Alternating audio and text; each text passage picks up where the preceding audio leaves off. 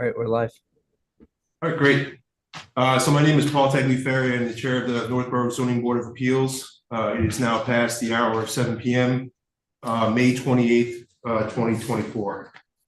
I'd like to welcome everyone to our first hybrid meeting. Hopefully this goes well.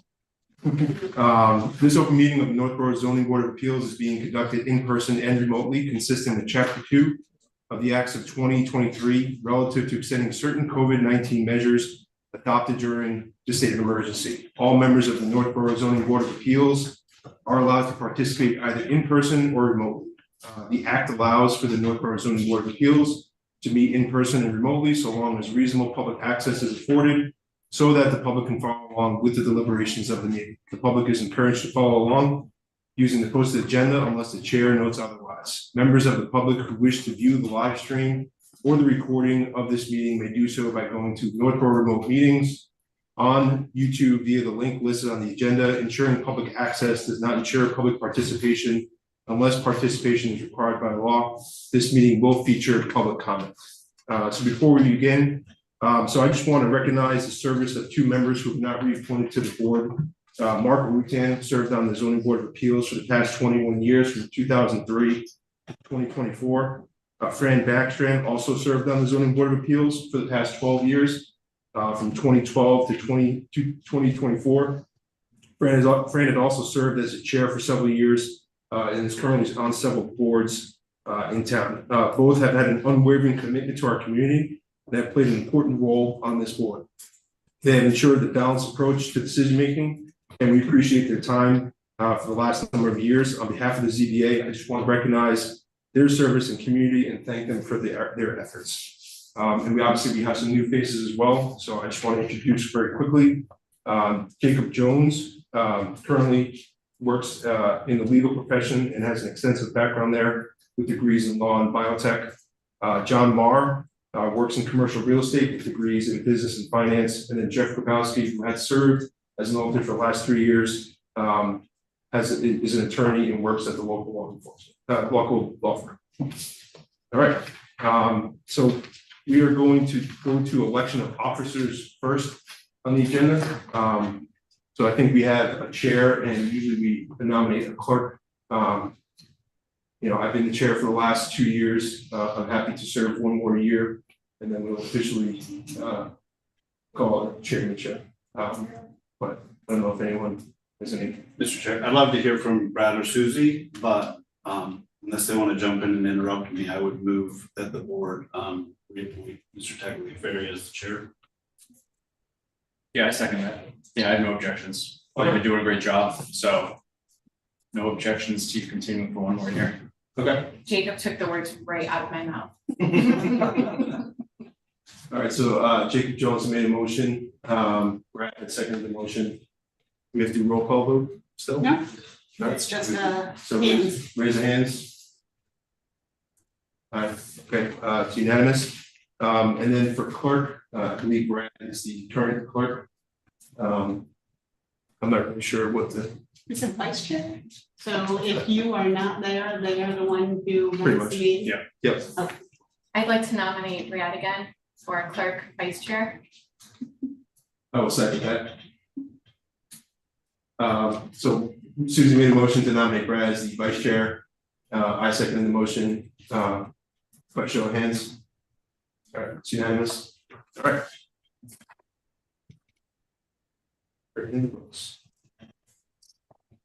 All right, so first up on the agenda is the consideration of a petition for Katie Pellerin for a dimensional variance to construct a carport within the side setback at 17 Mayflower Road, map 95, parcel 89, located in the residential C zoning district and groundwater protection overlay district area 3. Ms. Pellerin? Yes. Yeah. So if you want to just kind of give us like an overview on why you're here. Okay, let's see. So I built a carport over my driveway. I've gone through this process previously. Got an approval, but did not get the building permit pulled before the variance expired, I believe is the issue. And quite honestly, I did not know that I needed a building permit, and I didn't get any list of anything leaving here after the zone, well, actually, it was online. After leaving the zoning meeting with a checklist of things that I needed to do. So when I asked in the meeting if, no, actually Fran Backstrand asked me if I needed a building permit, I answered no, because I didn't think it did. And nobody said anything, so I thought I was good to go, and I went ahead and put my carport up. So I'm back again to try to do this the right way this time. Hoping to get a little bit more direction once I get this part covered, and the variances for a 4-foot. I think it's supposed to be 15 feet from the property line, and I encroached by 4 feet, so to go down to 11. That's what I'm requesting the variance. Okay, so you're looking for 4 feet of relief because you're 11 feet from the side setback. Yes. I guess first question for Bob.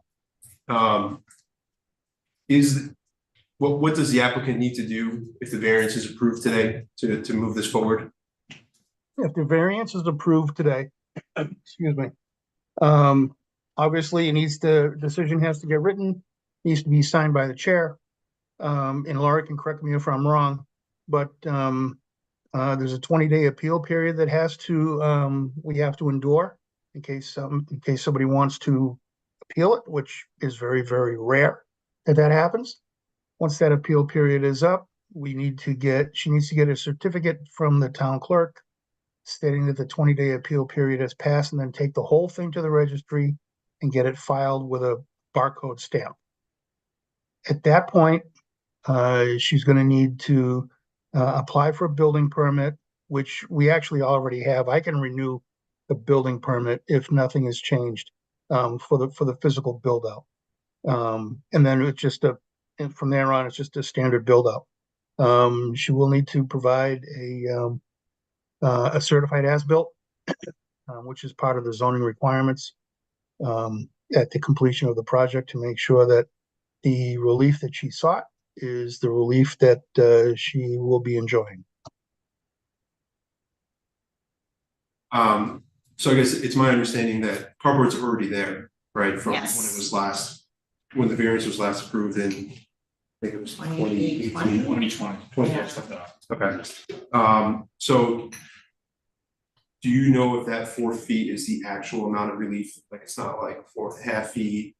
I'm positive because it's on my driveway. I measured from, I measured for where I think the line is. I don't know exactly, but yes, it can't be, I don't think it's a half foot. If it's off, it might be an inch or two, maybe. Okay. All right. I just want to make sure that if you're not coming back in front of us again. Yeah. Thank you. I appreciate that. Does anyone on the board have any additional questions? Mr. Chair, I didn't see anything in the record from any abutters, unless there's one here. So far, we haven't received anything from any abutters, is that right? I have not. What does that mean? Something else? No one's complaining. No. Oh, okay.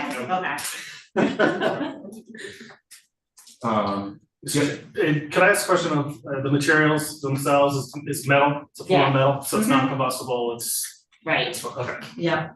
and it's not fully enclosed. No, it's only 2 sides. So. Mr. Chair, I just have a comment. I just want to say I appreciate you coming back in and just making sure you're doing this the right way. So you get a lot of credit for that. So thank you. So this is a public meeting. So this is only Bob and Owen.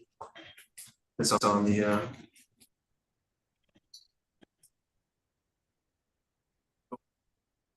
Yep.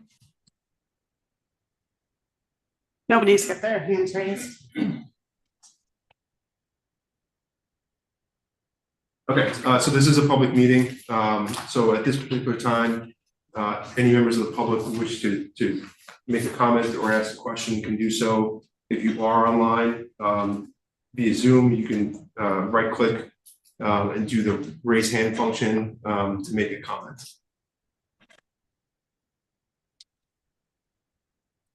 I don't see any hands raised or members of the public who wish to make a comment? Are there any additional questions or comments from the board? Mr. Chair, so was the structure built within a year of getting the first variance? Yes. Yeah, so I think that's a good point. So Mr. Grabowski actually wrote a letter that we had town council look at sort of the process that you're going through, meaning like, because you actually enacted on the variance, right? Does that mean that you basically have exercised the variance right? But I think his conclusion, correct me if I'm wrong here, was that because the variance wasn't filed within the year. Registered. Registered, yeah. Okay, that this process is the appropriate way to do it, so. Okay, it does not say on that letter anywhere that there's a time frame, just so everybody is aware of that. So that would have been helpful. Yeah, okay. Are there any other? One other question, that if the applicant isn't comfortable sharing, that's okay. It's more of just a curiosity of the process. I am wondering how it was raised to the attention of the applicant that she needed to go through this process, if she's comfortable. Oh, yeah, I don't mind. So, we got, our back deck taken down and got stairs added. And when the, it wasn't Bob, it was the other guy, Chris, maybe, came to, do the inspection, he saw the carport and he was like, I don't remember seeing that in the, you know, the information, and he said it was a, illegal structure, I think it is the way he framed it. So that is what got me to reach out and start over. Nothing else. Okay. All right, well, I don't have any other further questions or comments. I entertain a motion to. Yes, Mr. Chair, I'd like to make a motion to close the hearing for 17 Flower Road. Second.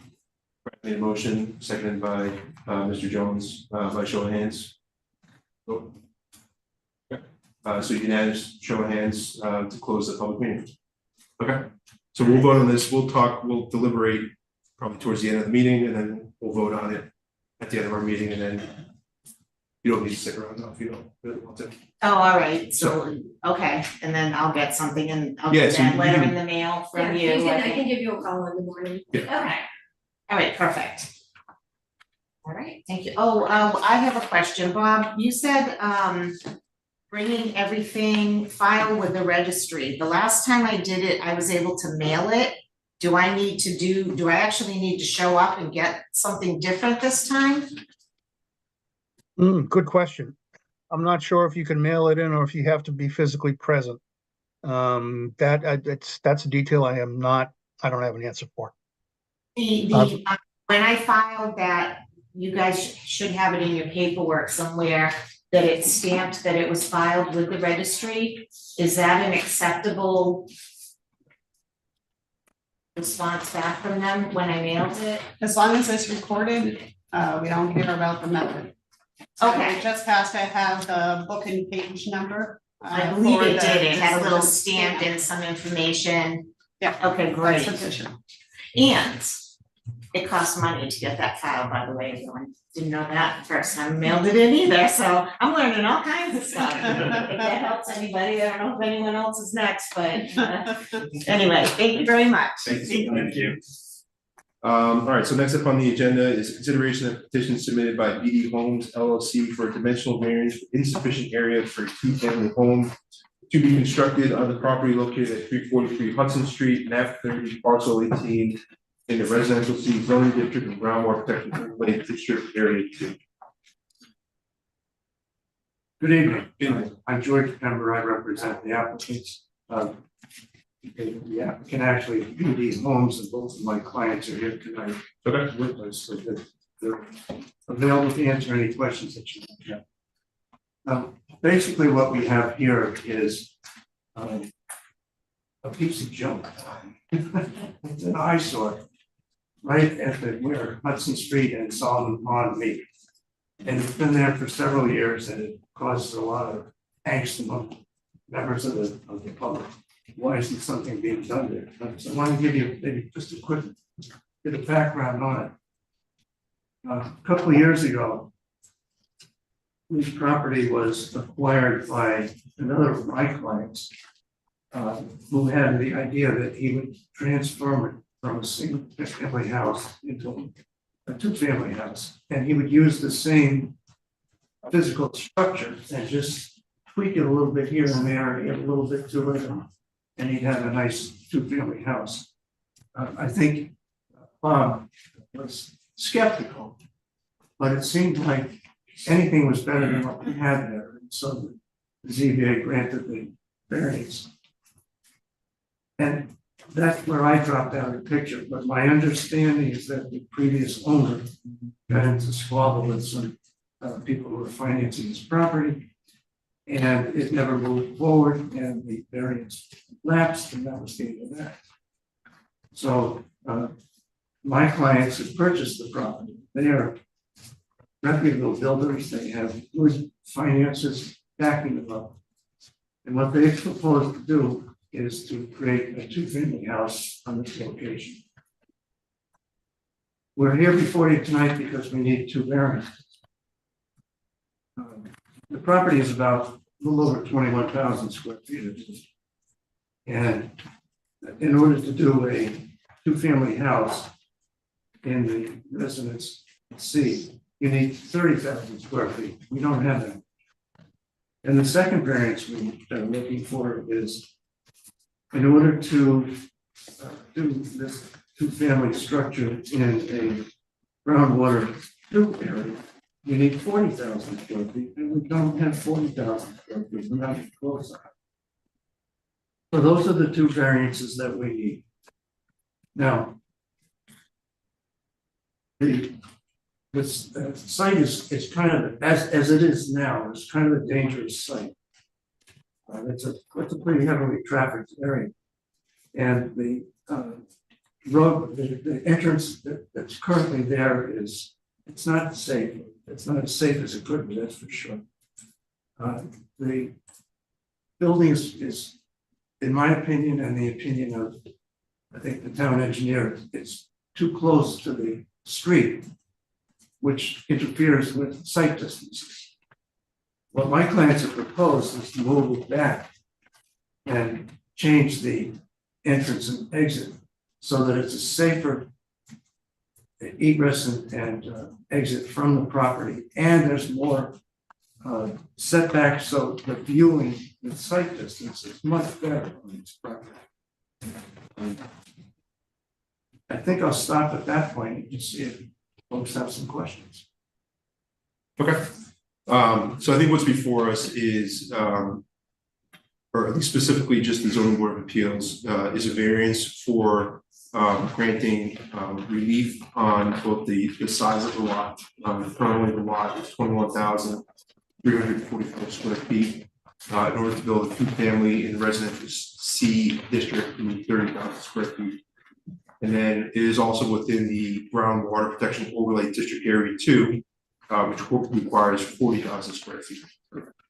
So I'll also mention that the use of a two-family will be going before the planning board if it is approved by our board, right? So from a special permit, so if we approve the variances today, the next step of the process is the applicant goes to the planning board where they will seek a special permit for use, which is two-family, which is a allowed use in the residential C zoning district with planning board approval. They'll also seek a special permit and site plan review. So the planning board, excuse me, will do the site plan review part of the process there, and they will also do a special permit with groundwater protection as well. So I guess my first question, just to kind of give some sort of framework here, do you have sort of, or do you know what the current impervious surface is that exists there today? I don't have that information. Okay. Do you know what the new impervious surface calculation is going to be? Don't know what that calculation is. Okay.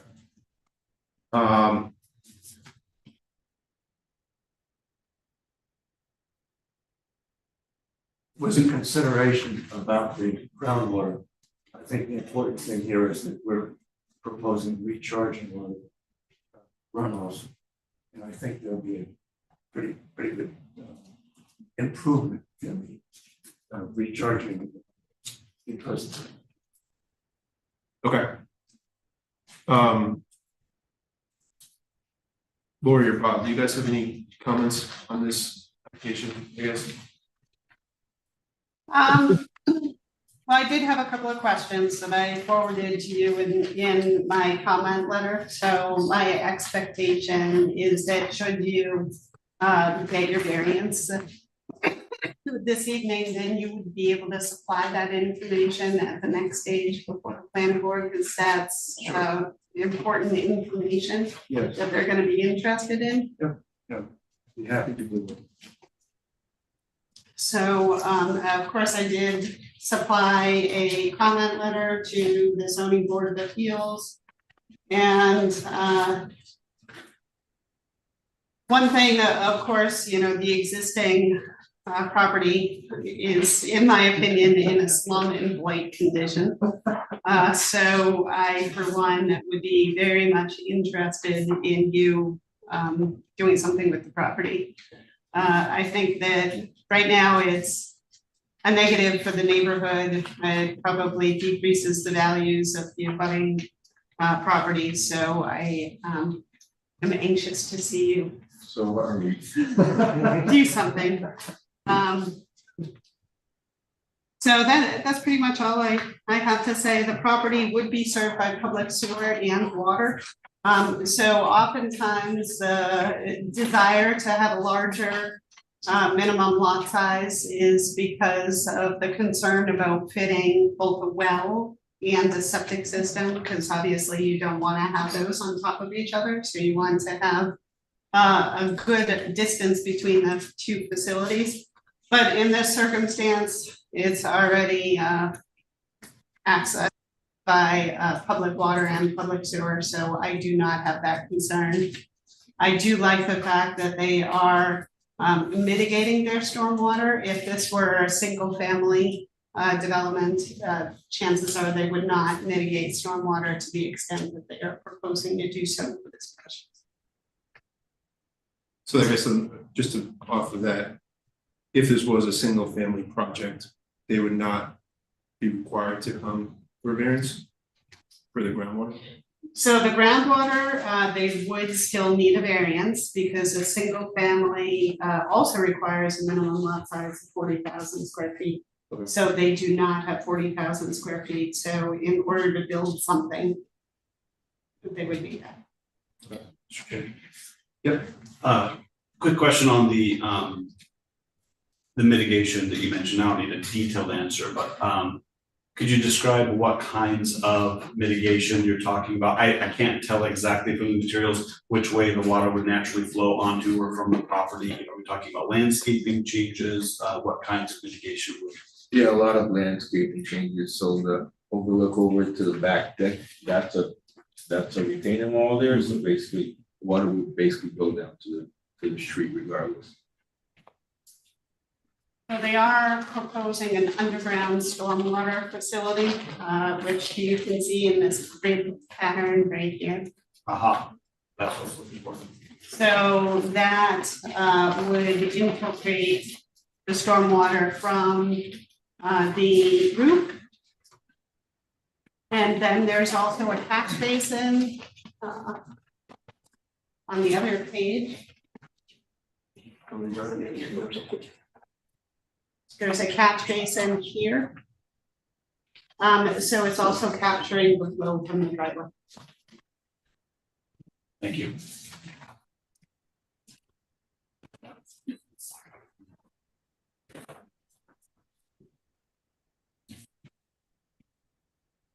Are there any other questions from the board? Yes, Mr. Chair. Yeah, Brad.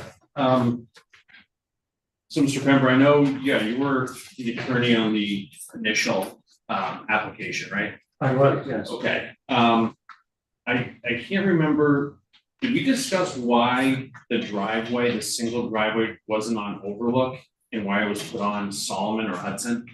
Is that discussed? I think there was some discussion about that because the boundary line is, it's not totally clear. We have had, my clients had the title searched and feel very comfortable with their value. It's comes from kind of a fuzzy background. And then another question, in the initial application, it was, each unit was gonna be 1,700 square feet. Now it looks like it's gonna be 2,100 and change. Any particular reason, for the increase in the size of the units? Increase. Yes, the reason, sorry, the reason why I increased it is because to comply with the neighborhood, because they did some down on High Street, there's some townhouse they built in around 2,100. And since we're gonna need appraisal when we decide to sell each unit, would be good to match what's on the neighborhood. So we don't wanna overbuild, but we don't wanna underbuild in either way. Gotcha. Okay. And we're doing I'm taking down the building there, we move the location, it's not like it was before, we're gonna keep the same structure. Okay, and then that leads to my next question. So you guys are looking to sell these units, not rent them? Yeah. So, okay. All right, thank you. So I'll also note, the letter we received from, the former town engineer, Fred's letter. So one of his, recommendations was sort of the sight lines as you're coming down, say, Solomon Pond Road. And I just want to confirm, so the project that we're currently looking up on the screen, that there will be sort of the sight line for drivers coming down Solomon Pond to see sort of like that turn onto Hudson Street, right? There's no plan to sort of put bushes there or any sort of structure there. No, And covers the blind spot, so. yeah, so that would be the answer, so we don't want to do that. And we're happy to see that in the final decision that you make. If they have that language, that's not a problem. Yeah, Jeff? Is there any signage that you're thinking about putting along Solomon Pond there to indicate a private, like a blind drive or the like? Yeah, we can always add signage. There's no plan to it, but we can always add. That's why we moved the driveway towards back. Yeah. You get some basically, you can actually see where they're going, because the corner, it's so that people drive a little fast on that corner, so. Yeah. I moved the driveway to more straight line. If I understood, I don't remember which letter it came from, but I'm just trying to make sure I have my understanding right. When the site plan was originally permitted with the variance, do I understand correctly that at that time, the plan was to use the existing footprint of the building, and then later on it was discovered that for reasons that wouldn't be feasible, and thus, since you were going to change the footprint, you thought this would be a better option, which including the additional little bit bigger size. Is that, do I have that all right? Well, the initial proposal a couple of years ago was it pretty much used the structure that was there, but frankly, it's junk. And it wasn't feasible to do that. Yeah, definitely, Bob, it's like the more you kept digging in, it got worse and worse. Exactly. Yeah, I remember that. That's what Mr. Brown said. Yeah. You guys started adding stuff that shouldn't be, so. I think, yes. Mr. Chair, if I may. Bob? Thank you. Yep, just a little background history. I don't know how clear it is to everybody in the room. Again, excuse me. This started out as a single-family home that was undergoing renovation. As the contractor at the time kept digging, discovered that there is no way he could recover any of his money by keeping it a single-family home. So he kind of stopped in his tracks and went through the process of dividing it and planning it into a duplex. The duplex that was approved at the time, I think, was going to use a fair amount of the existing foundation, which is not a good idea, because the foundation is the foundation, believe it or not, is worse than the standing structure if you dare to take a look. So bottom line is that, they were granted the variances and the special permits for a duplex, but it was originally a single family. If you go back far enough, I think they may have used it as a two-family, back in the 50s and 60s, but the records are pretty fuzzy at that point. But yeah, the original was the one that was originally bought. Single family, started renovating it, was gonna take too much money. Decided to try for a duplex, and that's what they were granted, but everything just expired. As Mr. Pember was saying, there was some discussion and argument and unsettlement regarding, the financing at the time, and who owned what and what needed to be done. I was with the developer at the time on literally a phone conversation every couple of weeks, because I wanted to just take the building down and be done with it. And time just went on. So I think, taking the entire structure out, starting new, moving it back so that it has some distance from the road, it improves the sight line with only one driveway. Understanding that the title issues with the back lot near Overlook Park have been resolved. There seems to be a contractor with enough brains and talent and enough money to be able to give this a do this project right. I just wanted to make things clear for that. Thank you. Thanks, Bob. Are there any other questions, Susan? I was just wondering how big the basement space is, the unfinished basement space. It's usually around 800 to 750 square feet Okay. For each unit? for each unit. We use most of it for mechanical stuff, so. Thank you.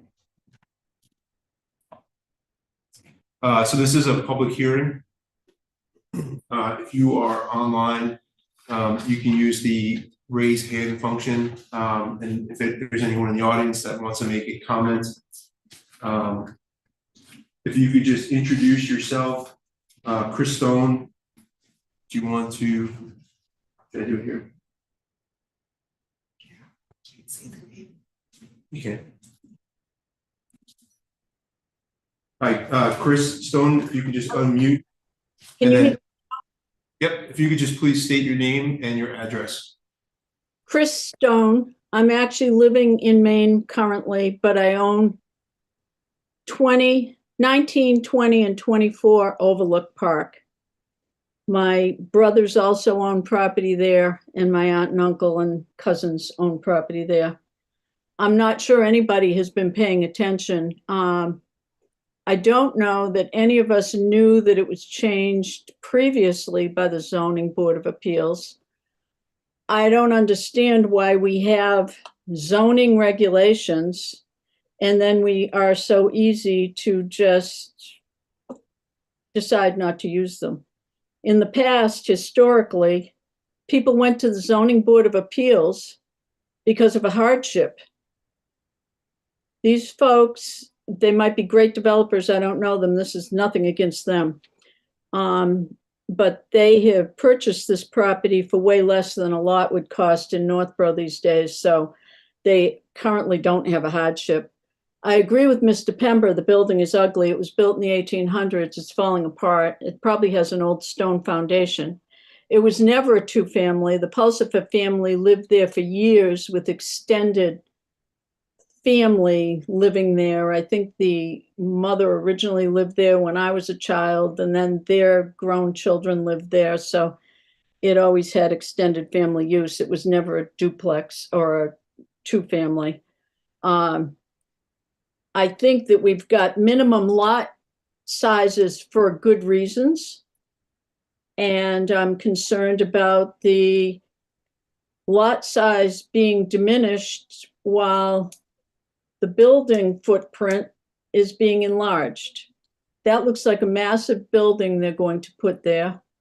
The one that's being currently built up on Hudson Street is way oversized for the neighborhood. And I have a feeling it's about to happen here. The one thing I agree with is getting that building out of there because it looks so horrible.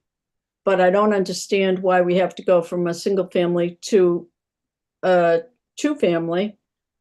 I do think the visibility is going to slightly improve on that corner, which is really dangerous for all of us that are entering and exiting Overlook Park.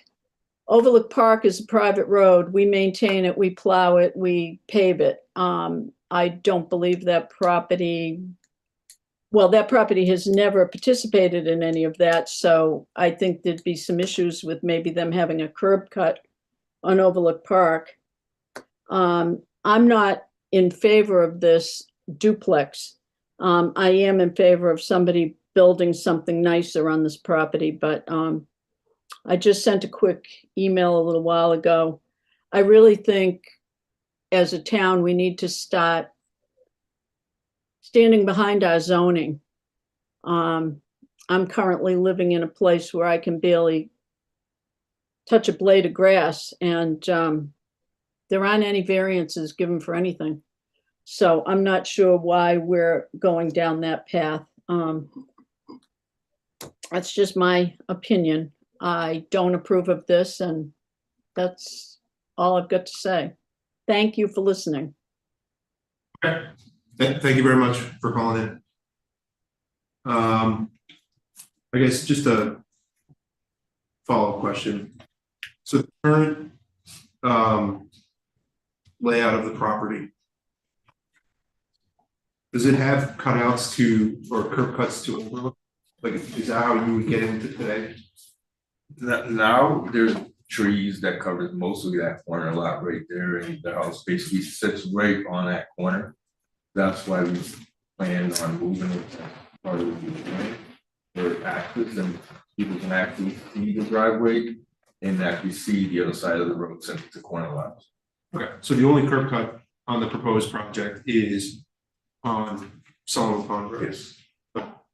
So on the existing conditions plan, it is showing that there's a curb cut to Overlook and that there's 2 curb cuts on Hudson Street.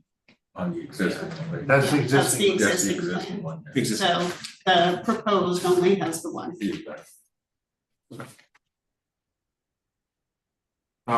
Sir. Yes, my name's Al Stone. I live at 16 Overlook Park. That's my sister. The concerns we have is that, like he said, we don't want this building to encroach on the corner because they get killed trying to get out of there. As it is now, people come around the corner on 2 wheels. The other thing, the original home had an in-ground pool, which is back there, but I think they just collapsed it and buried it. And the previous owner started dumping trash there. And the town told him to clean it up. He moved it to the far corner and buried it. So I don't know what's buried back there. I'm not quite clear on where this driveway is going to come out. Basically right at the end of that lot. The curb cut, basically it's right around that corner, which is dangerous, right where you got a big tree right in the middle. Okay. So that's the curb cut right there. That's the catch basin. So this is the edge of pavement right here. So there's a berm. And then there's the edge of the other pavement, the other side of the driveway. The driveway is here. Oh, all right, so it's going to be over next to 7 Solomon Pond Road. Correct. Thing you ought to know about the catch basin, it's a drop inlet, which is an antique catch basin. It goes across the street into this lot and just ends. And nobody ever did anything about it when they put that house there. And then, I don't know where the water goes, maybe it doesn't go anywhere. It's probably full of dirt. So I doubt that it works. But, you know, I'm glad to see that the corner is going to be clear. Yeah, Because that's gonna be mainly just green. So when the last guy that tore the house apart put a dumpster here, and we finally had to get the police to make him move it because he couldn't get out of there.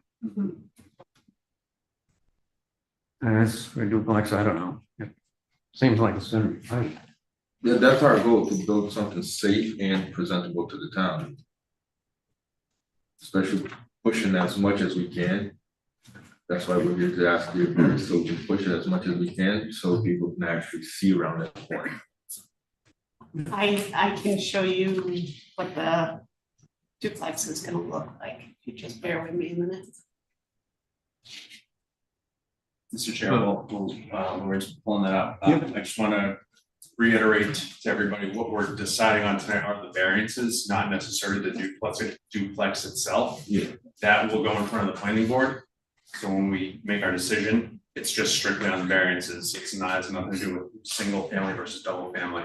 I'm not disregarding what Ms. Stone said regarding the duplex, but I encourage her to call into the planning board meeting if she has issues with the duplex. Yeah, so this isn't about the building side, this. So unlike that one that my sister mentioned up on Hudson Street, these garages are gonna be in the front of the house. Front of the house. It's like the one on Hudson Street, they put them on the end and the house is 150 feet long. So we were concerned about that. Yeah, we planned on that too, while looking at the property existing now. It makes more sense putting the garage right up front. On side to side, so. Before I came to the meeting, I talked to the neighbor that's directly behind the property. He's been in the hospital, so he couldn't attend. That was his concern, it would be too big on the lot, but looking at it, it appears like it might not be there, Yeah, it's gonna look nice afterwards, I hope. you know. Yes, she mentioned about hardship. It's proved that a single family is not feasible. So there will be a hardship, you have to go back to single family. There's 40,000 square feet anyways to build, so. Do you want me to put this slide up, whereas Kind of hard to It's okay. navigate this Sorry. way, so I'm sorry about this. Just, Yeah, so the gentleman asking where it would be and the footprint, I thought that showed it pretty well. So that's the. Are there any other questions for the applicant from members of the board? To Brad's point, what's in front of us is really about the size of the lot and the variance specific to that. Right, the use of a duplex is a planning board decision. The site plan review, which goes into a lot more detail with regards to catch basins and the design and how it looks. And I know that you've already been in front of design review multiple times. Yes. Which was a good thing. We learned a lot. So, and they obviously have a number of comments and recommendations, but it's really targeted to the planning board because they're the site plan review. But I'm glad to see that you guys have met with them and that you are willing to listen to their feedback. Yes. So I think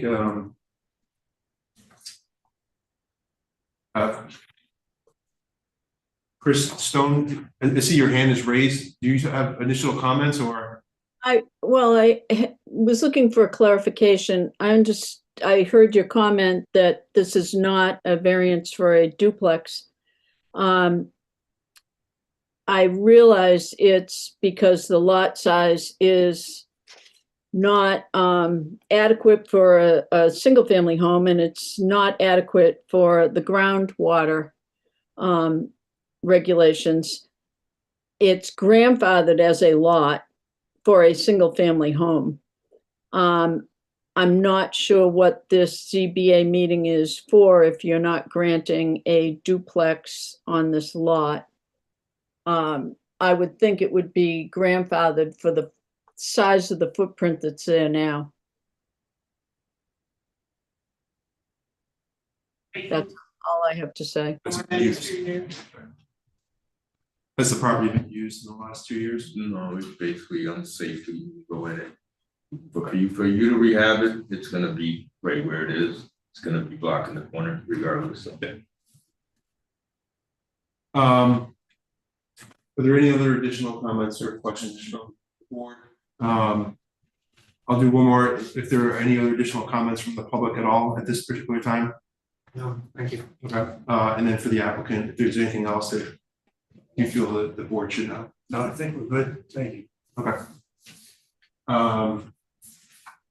There's no other comments or questions? Any motion to close the public hearing? Mr. Chair, I'd like to make a motion to close the hearing for 343 Hudson Street.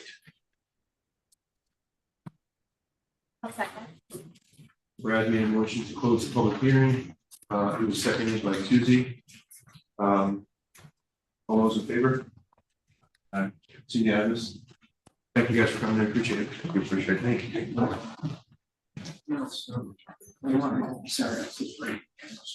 No, that's clarification. Thank you so much for coming.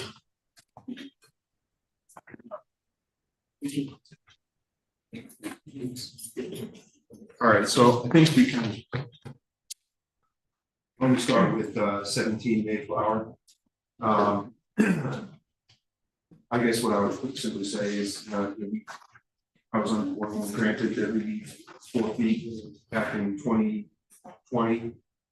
This was sort of a paperwork error. It's already built. Denying the variance would mean you have to take it down. I don't see any harm. There was no neighbors that called to complain with the fact that it's already been there for the last 4 years. But this is, yeah, that's my general comments on that. Yeah, no, I agreed with you there, Mr. Chair. In memory of Mark 10, I would give 5 feet of relief, so they don't. Yes, Come I back was trying for to, something else. I was trying to flush that out. Yeah. They Yeah. don't have to come back in front of us. Exactly. to pay the For those extra advertising fee. inches. Yes. Yes. Yep. Yes, for Mark, Yes. just give her 5 feet. Better than that. Does anyone else have any other comments? Just a general comment, things I was listening for was, being new to this board, in both of these cases, but let's talk about Mayflower. The board has already made a decision in the past about this case, so I'm looking particularly, has anything changed that would change the logic that the board should use today? I haven't heard anything that would change it, and so while we're not bound by our prior decision, I'm highly deferential to the prior decision of the board, and I haven't heard anything today that would suggest changing it. The only other comment that I had, and I read the email from council, it seemed a little more unclear about the consequence of not recording within the period. But that's why I suggested as an alternative reason. I mean, in this case, the shape, soil condition, topography factors, they're not strong. They probably weren't strong in the first case, but they were strong enough to grant the variance, and I would have granted in this case too, for the same reasons. But I think also a secondary factor that weighs in favor of granting the variance in this case is that in my view, the variance didn't expire because it was exercised within the period, even though it wasn't recorded. Now it's a closer call. Some judge may disagree with that, but I don't think that's a clear answer to that. I would just suggest adding that as a second reason. But that's just my opinion, but I'm leaning in favor of granting the variance just for the same reasons as originally. Okay. I guess just like as a sidebar, Lori, do you know if there's like variances that have been granted that haven't been recorded? I'm sure there are. So typically what happens is, of course, once the decision is rendered, we file it with the town clerk's office. Then they give the original and the certificate of no appeal to the applicants. I believe they pick them up from Michelle. And then Michelle gives copies to the building inspector. And then he's making sure that the decision has been recorded. I believe that's part of your building permit process. Yes, it is. Once all of the activity through either the planning board or the zoning board, excuse me. Basically, I don't make a move with issuing a building permit until I get that recorded certificate from the courthouse. And actually, in the decision, it says this variance or this special permit or whatever does not take effect until it has been registered at the courthouse. So that requirement that it doesn't exist until it's recorded is actually in our own bylaws. And it's actually written in just about every decision that's been issued by a special permit granting authority. That's good to know. In light of that, I would withdraw my, I haven't read that bylaw, but I'll take inspector's word at it and strike my proposal to add that other reason for this one, but that's good to know. Because the other thing I was thinking about is, as a practical matter, the reason you have a recorded variance is because if you have if if the variance is of a nature that it wouldn't be shown in a structure or something right away, an abutter or someone buying a property will have no way of knowing that my neighboring property has a variance, just by looking at it, from the public way or whatever, unless it's recorded, which it should be. So anyway, just to uncomplicate things, which strike my suggestion to add the other reason. Thanks, thanks, Bob. Yeah, just my 2 cents. My understanding of how it works is that, the variance needs to be exercised within a year. As a prerequisite to that, it needs to be fixed by having recorded it. So you can exercise it without recording it, based on my limited research that I did. If you don't record it within that year that it needs to be exercised, then you're gonna, then it lapses. Can I ask a question? As far as the variances go, they're all transferable with sale, right? So there's nothing that we can put in here to basically say that it's conditional and sold, that the additional structure needs to be. Variance to stay with the land. It stays with the land. Yep, special permits, we typically will put conditions that, Yeah. if it's like a use or something, we will typically throw in like, we approve special permit for you, or whatever the applicant is. Variances, and this is where it gets a little harder for a board to sort of like control to a certain extent. Variances, because they do go with the land, they are very broad. Especially where you have a lot more criteria.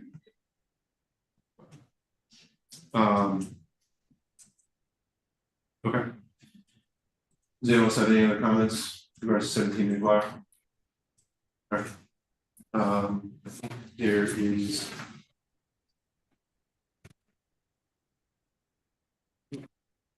Barry, would you entertain a motion? Sure. I move that the board grant a variance to allow an encroachment of 5 feet into the 15-foot side yard setback for the placement of a carport per section 706.030 table 2, density and dimensional regulations table 2, table of density and dimensional regulations in residential C district of the Northborough zoning bylaw on the property located at 17 Mayflower Road. Second. So Jacob made a motion to approve the relief, and Brad seconded.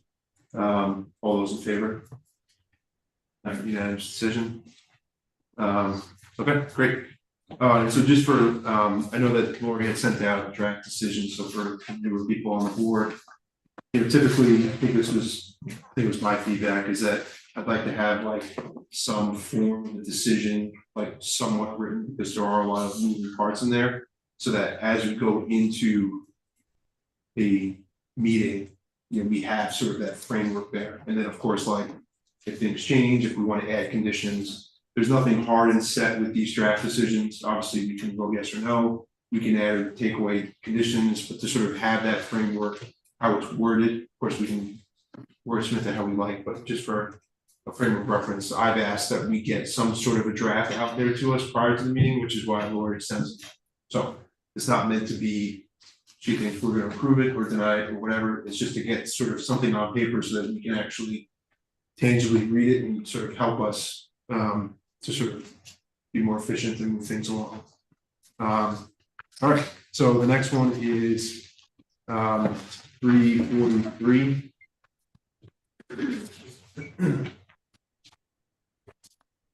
So I think, I guess I'll go first. So my general thought on this is, what I would say is our scope is somewhat limited in the fact that our variance is for the lot size.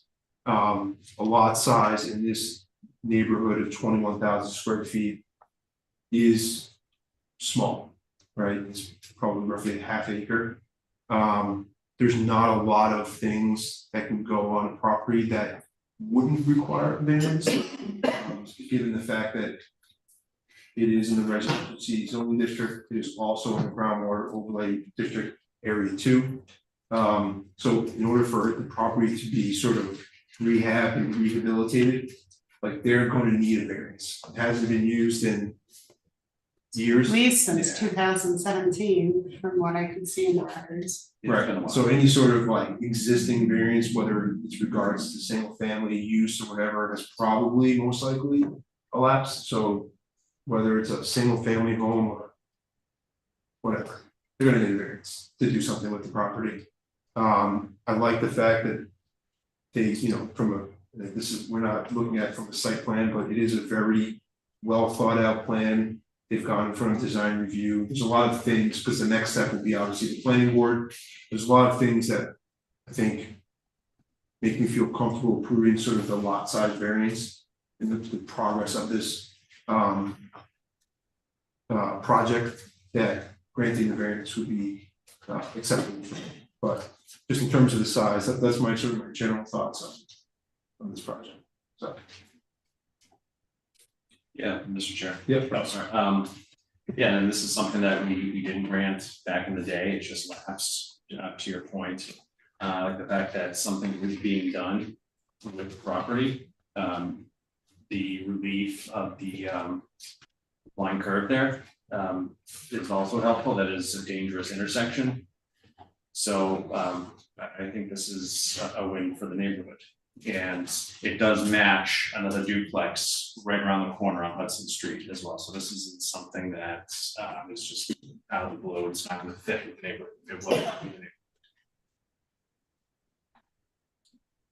Yeah, I mean, again, back to your point, as far as the lot size and the dimensions of the lot and the odd shape of the lot, I think the lot will still sit there and be blighted one way or the other, as you had mentioned. And so to grant a variance here would help expedite the process. If that's improving kind of the overall marketability and tax base for the town. So yeah.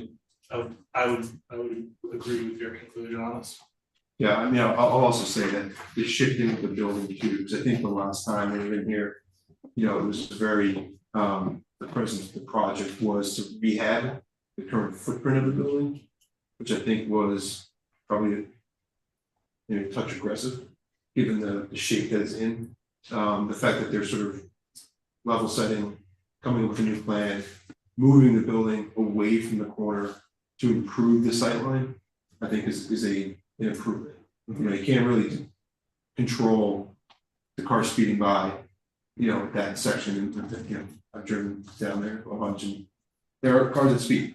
We sped down that road. Oh yeah.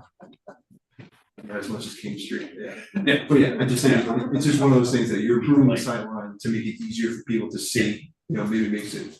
So yeah, I think that's a good thing. Yeah, and going from 3 curb cuts to 1. I think it's a great idea. Right. Okay. And I think that last point from my view, it really, this is a uniquely shaped lot, going to the factors in the law that governs variances like this. If this weren't, it's not just a corner lot, it's not just a cutoff short corner lot, it's a corner lot with a road that curves with pretty high speed traffic around it. So I think that the shape of this lot is unique, different from all the ones around it in a way that I think does set it apart from other lots in the neighborhood that do put it into the realm of things that would qualify for this variance. Aside from the fact that this board already decided that, and I don't disagree with the prior decision, or at least I haven't seen enough information today to justify reversing or reconsidering the decision that was already made, even though I would if I saw something that justified doing that. So I do think that there is some uniqueness to the shape of this lot, that including being not only a corner lot, but on a curve of a road with pretty high speed traffic. Yeah. And I'll just also mention I think Lori made the point earlier, it is on town sewer, right? There's going to be no septic there. They're putting in like stormwater filtration. So like looking at it from the lens of groundwater, how are you protecting it? It's like they're improving the lot with the stormwater filtration system. I mean, they'll need to figure out wherever that one thing goes. Pool. Yeah, the pool that ends in the middle of the street, I guess, but we'll let Bob figure that out. For the missing pool. Was it, oh, yeah. It's a missing swimming Pool pool. and then buried garbage. Or trash. Seems to be where the unfinished basement. Um, It's not our problem. Yeah, so I just, yeah, I think that's, yeah. Yes, would note that Lori did send around an email or a letter from one abutter in support of the project, in which she noted that, you know, the bad condition of property for however many years now. She's happy that this project is hopefully going forward. And other than the limited objection from Ms. Stone, there doesn't appear to be any other position. One other thing, Mr. Chair, yeah, in that letter that I think, I don't know if it's in the record for this case or not, but the Carol Callahan, 10 Solomon Pond Road, that was the abutter that was in favor. Well noted. Another observation of mine, I think the original site plan was done by the ZBA because it was around the time that our town law was changing to our planning board was the permitting authority for this. Yeah. Seeing nods. It's on, so we're clearly not the permitting authority now. If we were, I almost would say this is possibly a case where good cause exists to extend the prior permit approval, but that's beyond the scope of our decision. I understand though from talking to our planning director that the variance is a 1-year expiration with a possibility to extend it for 6 months if they ask within the 1 year. So I don't think there's any escape route for the variance that it is expired. But one other point someone made about, even if it were single family, it would still need a variance because it's the same requirements. I actually wonder, and I don't know that we'll get an answer that's clear. I couldn't find a clear answer. But would the existence of a sewer system to replace essentially a septic treatment system go to the soil conditions factor that we're to consider as a possible transfer rates? Because the reason I ask that is because the 40,000 square foot for the groundwater zone, as I understand and have at least been told, and I think I've read it in a few places, one of the reasons for the space is to accommodate a well and a septic field. That need doesn't exist when you have a sewer connection, which we're told this applicant using. So I don't know how we apply that logic in deciding whether or not to grant a variance for the square footage, when the square footage is mooted partly by the connection to the sewer. On the other hand, there may be others who say, well, all the lots were required to be 40,000, this one should too, septic or no septic, and I would understand that argument as well. So whether or not sewer connection can qualify as a soil condition, I think is an open question. I would consider it to be a soil condition. That would be an additional reason to grant this variance. But at any rate, I think the shape is enough in my opinion. Okay.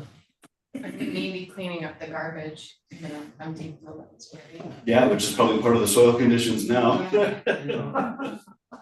I mean, I go along with everyone else about the unique shape and the fact that residential C district, like this is unlike other cases that have come before us. This is like the land of duplexes for our town. I'm leaning in favor of granting this for these people. And I do drive by this area and a lot. I love the mall. Still go to the mall. I like going to the mall. I like taking kids there, shopping. But I drive by, that place a lot, and it would be nice to see something go in there. And then all the questions that I did have about the building can now be the planning board's questions to find out about. So I think some of the questions that you even know we bring up, like Yeah. stuff that you can really sink your teeth in. It's like, yeah. And I didn't mean to talk out of turn. And I really appreciated the commenters here, Ms. Stone and the other gentleman who was here raising those concerns, and those are very good concerns, but I also do think the planning board would be receptive to hearing those when deciding conditions for the site plan if they are inclined to approve. this development, so. Heard those comments. Yeah. I just wanna say it's not really related to the case itself, but I'm so happy at how the technology was working. I know Fran and I, like, that was a lot of our misgivings about becoming hybrid, was that we wanted callers to be able to call in, and we wanted people to be able to see the plans online, and we wanted people here to be able to like participate and see the plans up on a screen, and everything works like wonderfully tonight. It made me so happy, so I just want to say that too.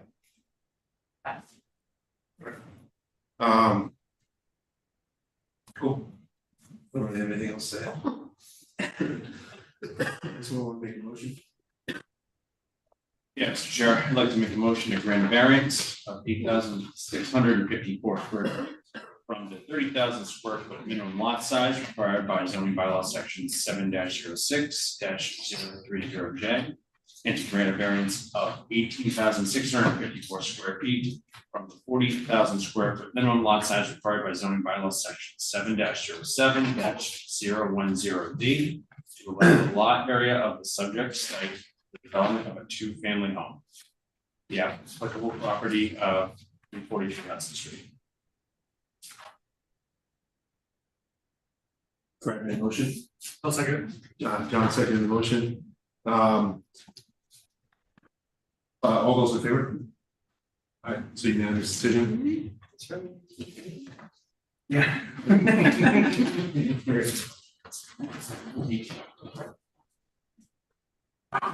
This one's written out for you. Nice. Coming forward. Yeah. Makes it easier for us. All right, let's see, so next up, discussion of the 2025 zoning article process. So I put this on the agenda because I wanted to just kind of talk for mostly the newer members, in the zoning bylaw process that sort of the planning board goes through, and sort of try to posit that, as a zoning board of appeals, we do have some level of expertise with Northborough zoning bylaws, with all the things that like some of the issues that we may see with applicants, and to kind of see if people wanted to sort of or if the board wanted to sort of try to.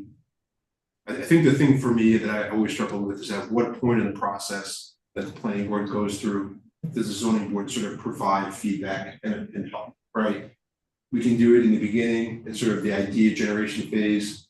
We can do it sort of like feedback once they've already come up with the ideas. But I think for me personally, I think what we shy away from is sort of like when it's actually time to make a decision for the bylaws that they changed. Meaning like whatever they're gonna change, the zoning bylaw, so the ZBA doesn't really have an opinion, right? Because we're the board. If you have a personal opinion on something, you go to town meeting and you raise your hand and you vote, or you speak and, I know that some of us have done this one way or the other. And so this is just an item on the agenda to sort of think about. We don't need to make a decision today, but as the planning board starts their process for next year, zoning bylaws, how we as a board want to be involved in that process, right?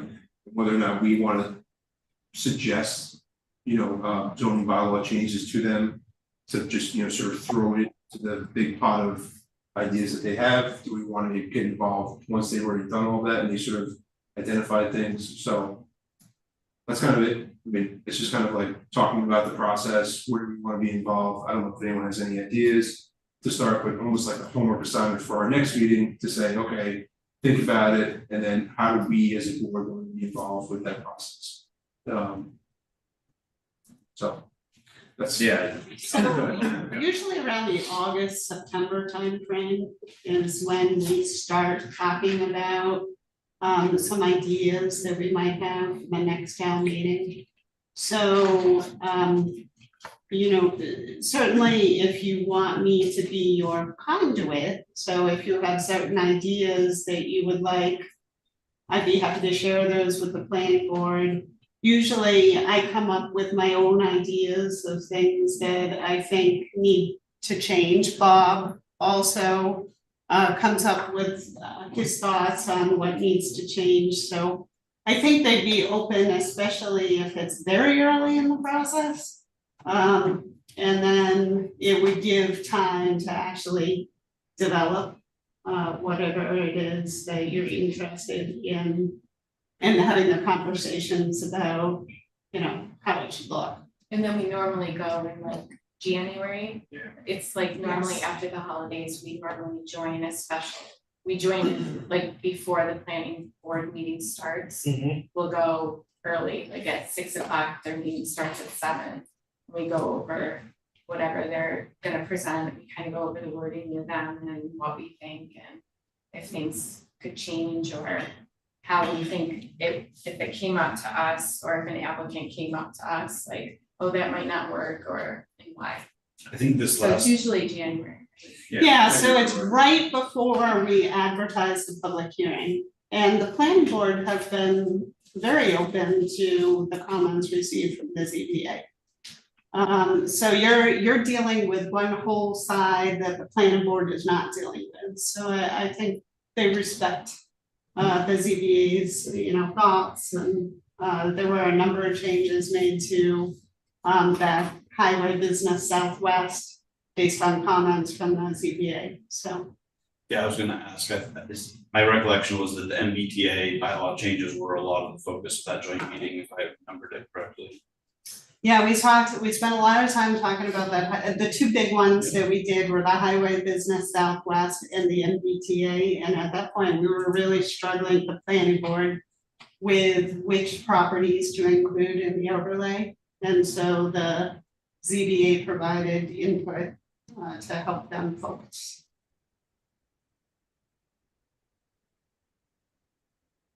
Okay, yeah, so just think about it for next meeting. You know, we can start with, you know, the idea is part of, you know, fixing bylaws and trying to streamline certain things or whatever. And then we can kind of discuss it going forward. Figured we can have this conversation now as they start getting into the fall, the planning board starts going into that process. So. Just so you're aware, the next meeting, I'm actually on vacation, so Bob is gonna be holding down the fort. And we have not received any applications for next month. Oh, so is it already closed there? Yeah, when's the deadline? It's around this time, right? We haven't heard of it.